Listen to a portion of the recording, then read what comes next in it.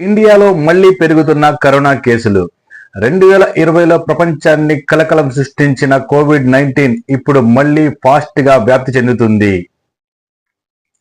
ICMR chief ఏమన్నారంటే, దేశంలో Covid కేసులు మళ్లీ కలకలం రేపుతున్నాయి. గత వారం రోజులుగా కేరళ, మహారాష్ట్ర, గుజరాత్, ఢిల్లీ, తమిళనాడు, కర్ణాటక లాంటి పలు రాష్ట్రాల్లో కొత్తగా కరోనా కేసులు నమోదవుతున్నాయి.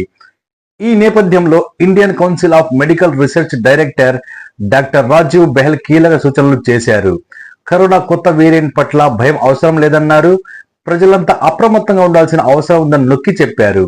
ప్రభుత్వం, ఇతర ఏజెన్సీలు ప్రస్తుత పరిస్థితిని నిశితంగా గమనిస్తున్నాయని చెప్పారు. తన అభిప్రాయం ప్రకారం ప్రాథమిక జాగ్రత్తలు తీసుకోవడం తప్పనిసరి అని చెప్పారు.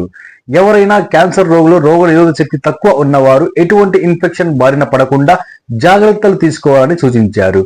దేశవ్యాప్తంగా క్రియా కేసుల సంఖ్య 1009 ఉండగా వారం వ్యవధిలో 750 మందికి కొత్తగా కరోనా సోకిందని సమాచారం కేంద్ర ఆరోగ్య మంత్రిత్వ శాఖ వెల్లడించింది.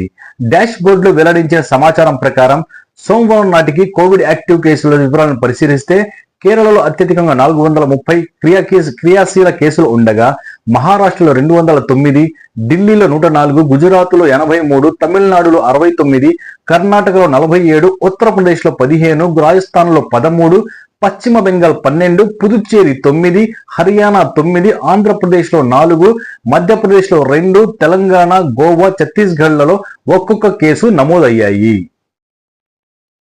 ఇలాంటి మరిన్ని ఇన్ఫర్మేటివ్ వీడియోస్ కోసం మన ఛానల్ని లైక్ చేయండి, షేర్ చేయండి, సబ్స్క్రైబ్ చేసి సపోర్ట్ చేయండి.